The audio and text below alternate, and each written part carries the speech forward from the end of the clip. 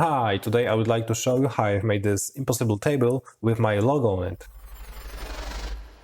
The idea of printing flat logo using ordinary FDM 3D printer was presented to me by CHEP on his channel, so go check it out. How about visiting Thingiverse and just downloading this impossible table by Oak600? Oh. After a while I downloaded the files and imported the base to Prusa Slicer. For start, let's check if the original STL file is okay. As you can see, after right-clicking and splitting the model to objects, there are two models. So let's repair it first. Just undo the changes, right-click and choose Fix through the next tab. Now export the file to STL format. It is time to prepare my logo. I will be using 0.2 layer height, so let's make the logo 0.4 mm high, which is 2 layers, and again export the files to STL. I am using Fusion 360 to cut out the logo in the base. Click Open, then Open from my computer and choose Created STLs. Right-click on the imported body, convert mesh to brep, then remove original mesh. Rename the body to make it organized and neat.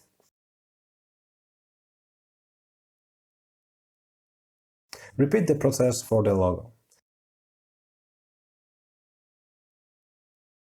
Now copy the logo bodies to the tab where the table base is. If you want, you can enable history by clicking on Enable Capture Design History, which can be helpful. Let's position the logo on the center of the table. Now just cut out the pieces using Split Body tool. Make all the parts we're going to print visible and hide not needed ones. Then export the project to STL file. You need to save the project first.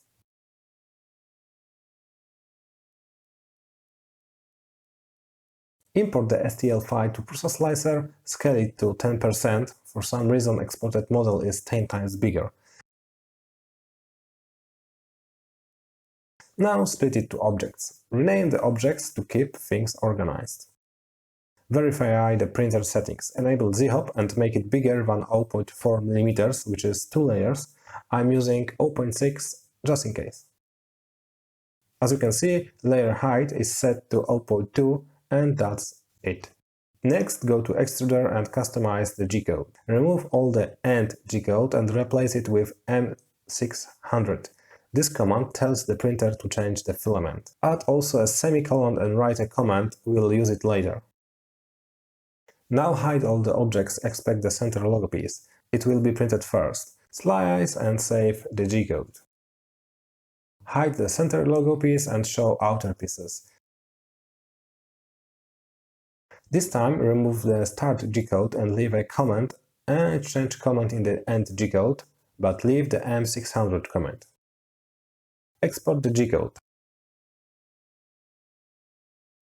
Hide logo pieces and show the base. This time revert the end G-code to default value, but modify the comment in the start G-code.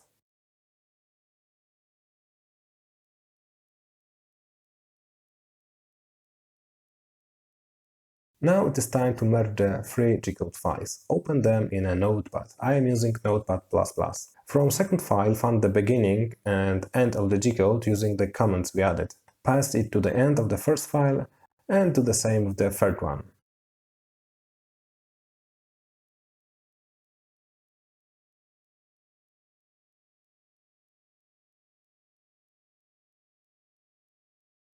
Now save the resulting file as a new final G-code. Before printing, I've changed my filament to the red PLA.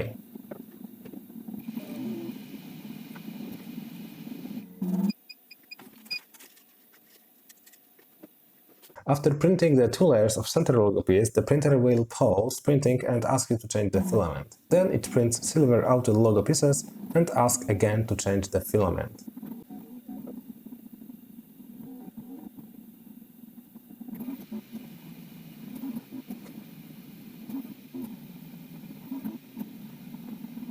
And finally comes the black PLA for the table base. As you can see, it worked perfectly. After printing second base for the table and legs, it is time to assemble it.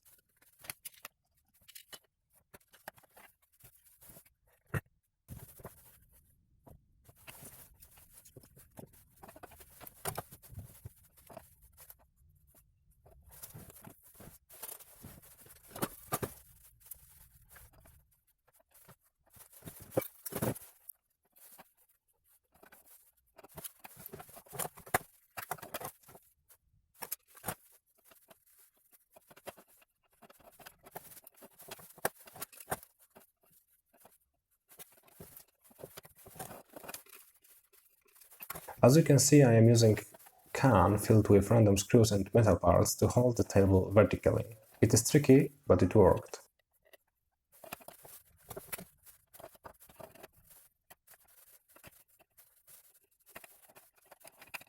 And this is ready 3D printed impossible table. As you can see, it floats however you hold it.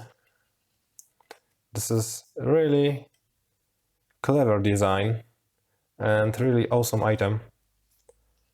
So maybe consider doing one for yourself.